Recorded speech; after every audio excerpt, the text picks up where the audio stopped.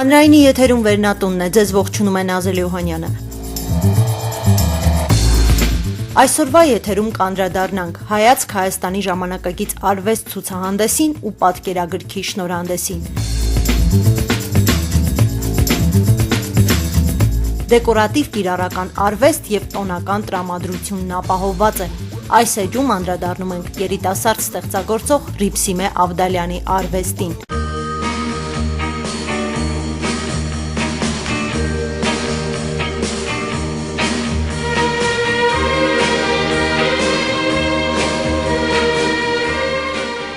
Շատ ենք խոսում այսօր մեր իրականության մեջ հագուստի եւ մեզ շրջապատող իրերի անճաշակությունից, սակայն այսօր մեզանում շատ ընդունված է ու սիրված ձեռքի աշխատանքը, հագուստ, զարդարանք, պայուսակներ, աքսեսուարներ, որոնք ավելի շատ արված են արվեստով եւ ստեղծագործական հետաքրքիր լուծումներով։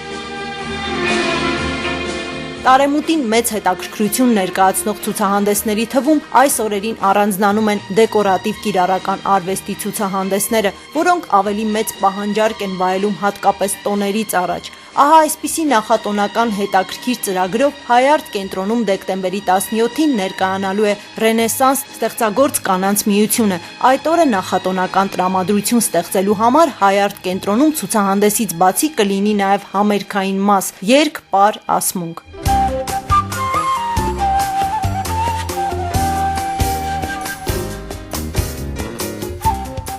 Այս ծրագրին դեկորատիվ կիրառական արվեստի իր ստեղծագործություններով մասնակցելու է նաև երիտասարդ ստեղծագործող Ռիփսիմե Ավդալյանը, ում ստեղծագործությունները ձեռքի աշխատանքներ, զարդեր, բատիկա եւ կենցաղային իրեր արված են մեծ ճաշակով եւ արվեստով եւ արդեն մեծ հետաքրքրություն եւ պահանջարկ են վայելում։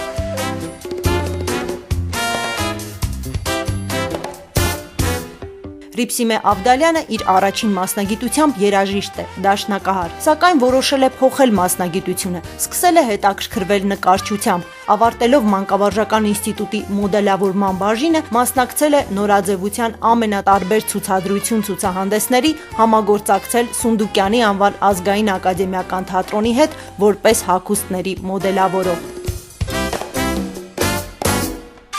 Զրուցում ենք երիտասարդ ստեղծագործող Ռիփսիմե Ավդալյանի հետ։ Քանի որ նոր տարվա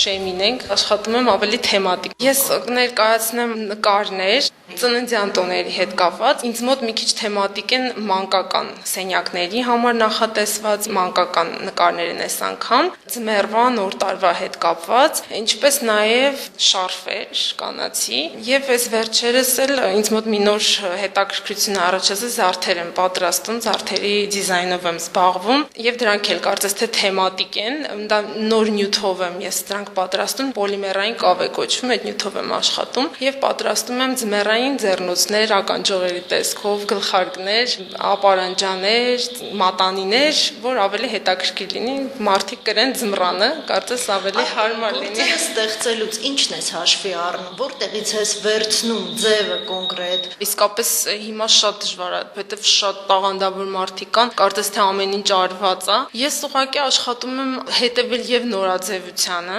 անպայման, բացի դրանից էլ անում եմ այն, ինչ որ ես ինքս կկրեի, այն ինչ որ կկրեին իմ ընկերները, շրջապատը, մի բան որ անում եմ, նրանք անպայման նայում են, իրենց կարծիքն են հայտնում, աշխատում եմ որքան հնարավոր ավելի շատ մարդկանց ցուցադրեմ։ Ինչ են ուզում շատ հաճախ։ Մի քիչ ցավալի փաստ նշեմ, բայց շատ հաճախ ուզում են այն ինչ որ կա։ Մեր երիտասարդության մեջ էլ համենայն դեպս նկատել եմ այդ տենդենսը, շատ քիչ երիտասարդներ կան, որ կցանկանան տարբերվել, ավելի շատ ցանկանում են նմանվել, ինչը որ շատ տարօրինակ է, բայց չեմ կարող ասել չկան, իհարկե կան եւ այնպիսի երիտասարդներ, որոնք հակառակը ձգտում են տարբերվել, լինել օրիգինալ, բայց քիչ են, ցավալի է, որ քիչ են։ Ամեն դեպքում ես ինքս էլ աշխատում եմ ինչ որ օրիգինալ գույներ վառ լինեն եւ մեղմ ավելի, այսինքն իմ ամեն ինչը, թե նկարները, թե շարֆերը, թե զարդերը, ես աշխատում եմ որպեսզի տարբեր տարիքային խմբի մարդկանց համար լինեն, ու հիմնականում կանանց բնականաբար, որպեսզի եւ տարիքով կանայք հետաքրքրվեն եւ երիտասարդները տարբեր։ Շարֆերի մեջ աշխատում եմ մեր հայկականը մտցնել անպայման։ Հիմնականում մանրանկարչության գրքերից, նաև հին այդպիսի գրքերից, զարդաքանդակներից վերցնում եմ շատ նախշեր, շատ ուսումնասիրել եմ, մշակել եմ։ Նաև աշխատում եմ այդ ամեն ինչը ներկայացնել մի քիչ ավելի ժամանակակից ոճով։ Վերցնում եմ հինը եւ աշխատում եմ ավելի ժամանակակից, որպեսզի արդիական լինի ավելի, որովհետև այդ հինը կարծում շատ են անում, դա իհարկե շատ կարևոր է, բայց նաև որ մարդը կարողանա առօրյա կենցաղում օգտագործի, ինձ համար շատ կարևոր է, որպեսզի դա լինի եւ արժեքավոր, այսինքն իմաստը լինի, որ մերն է, հայկականն է, ինչ-որ սիմվոլներ, խորհրդանիշներ, բայց լինի նաև ամենօրյա օգտագործման համար։ Դա ես աշխատում եմ անել եւ շարֆերի մեջ եւ զարդերի մեջ, նաև համաշխարհային արվեստի ներկայացուցիչների գործից եմ օգտվում, հատկապես Գուստավ Կլիմտի ստեղծագործությունները իրանցից շատ հետաքրքիր, կոպիտ ասեմ, նյութ են իրենցից ներկայացնում, իրեն գույները եւ այդ ամեն ինչը աշխատում օգտագործել եւ կուզեի մի բան էլ նշել, որ այս վերջերս մասնակցելով տարբեր ցուցահանդեսների նկատում եմ, որ շատ քիչ երեխաներ են հաճախում եւ օրինակ իմ կարծիքով ավելի ճիշտ կլիներ, որ ծնողները գալուց իրենց երեխաներին էլ բերեին, որովհետեւ կարծում որ ինչ որ չափով սա էլ կրթում է երեխայի մեջ եւ ճաշակ առաջացնում եւ հետաքրքրություն առաջացնում եւ իրենք էլ կհետաքրքրվեն արդյոք սա ով է, ինչ ստեղծագործողի աշխատանք է, ինչ նկարիչի ես միշտ ներկայացնելուց իմ ստեղծագործությունները նշում եմ, որ ասենք թե սա այս էլեմենտները վերծված են այսինչ նկարիչի աշխատանքից եւ կարծում եմ, որ երեխաների համար պիտի որ շատ հետաքրքիր լինի, ամեն դեպքում ինչ որ չափով էլի արվեստի հետ կշփվեն։ Առաջիկայում ինչ պլաններ ունես հանդեսային եւ ընդհանրապես նոր գործեր ստեղծելու։ Առաջիկայում ինչպես յուրաքանչյուր արվեստի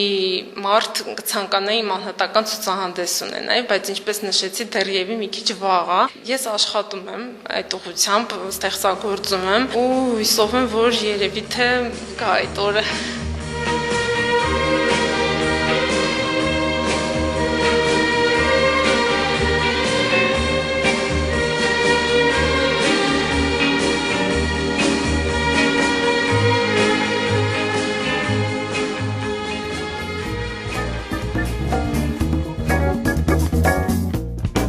Այսքանը սիրելի ռադիոլսող հաղորդումը պատրաստեց եւ վարեց Նազելի Օհանյանը, մշակութային ծրագրեր Վերնատուն։